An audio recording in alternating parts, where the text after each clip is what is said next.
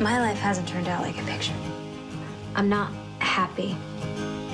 I just need some time out. I'm gonna move back in with you guys. Honey, you're 30 years old.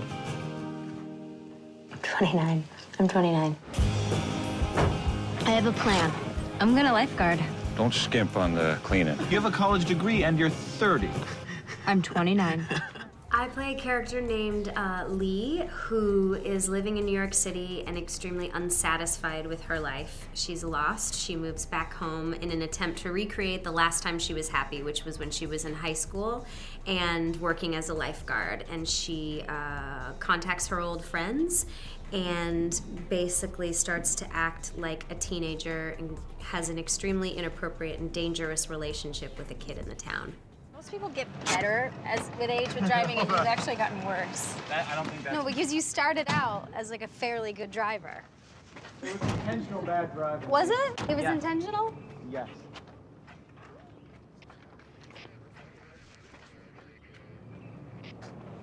Lee? Give me... The issues here are threefold. Number one, you got a nice community here. Number two, you have no respect for... Lee London, how you doing? Hi, Rick. How are you? Listen, I know these guys. Can I help at all in this situation? No, this is police business. They're skating. And someone complained? Or is there an ordinance against it? I didn't think there was. Ma'am, I'm gonna have to ask you to go away now. Unless you have a valid reason to be cornering these underage youths, what you're doing right now is called harassment. Maybe I should take you downtown for impeding an arrest. Am I impeding an arrest? If you have a reason to arrest them and you can prove it, then, I mean, by all means, take me down, because I will understand. No more skating. But why, Rick? You're a real piece of work. You're kind of a bitch, actually. I'm sorry, what was that, officer? You know I'm a reporter for the Associated Press, right? Yeah, I mean, maybe not to the degree that my character Lee experienced it, but I've certainly looked at my life and zoomed out and gone, that is not where I thought I'd be. This is not how I thought this age would feel. Why doesn't this make sense to me yet?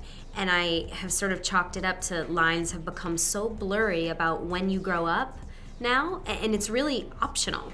It's not that you should be married by 20, have kids by 23, and then you're a mom. That was something that our parents did, and it was much more clear cut. You fit into a mold, and about 20 years ago, people started breaking the mold, and now it's really a free-for-all of you can be a kid when you're 40 years old if you want to.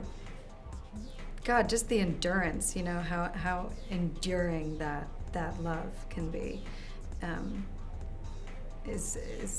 I'm astonished by it, that we're all still living, we're all still here and all still together. I'm still very close with my best friend from the 4th grade, which the reason we decided to be best friends is because I said, hey, do you have a best friend? And she said no, and then that was the decision. And she's really, and we've done it. And she's wacky, and I had a great childhood mainly because of her, because she's just kind of crazy, and she's stayed like she's very spontaneous and she's very energetic, and whenever I talk to her again, I have all those same feelings of when I was a child and just ultimately entertained by her. I'm surprised at how much I love it. I really am. I knew I would like it a lot, but I think that you hear a lot of horror stories, and I've come to the conclusion that the people that have horror stories, like I haven't slept in 7 months, they just talk the loudest. And there's a lot of quiet stories that are really lovely, and I lucked out with a very well-behaved baby, and I made a new little best friend. I'm allowed to be confused and stumble once in a while. Despite our elderliness, some things remain from our youth.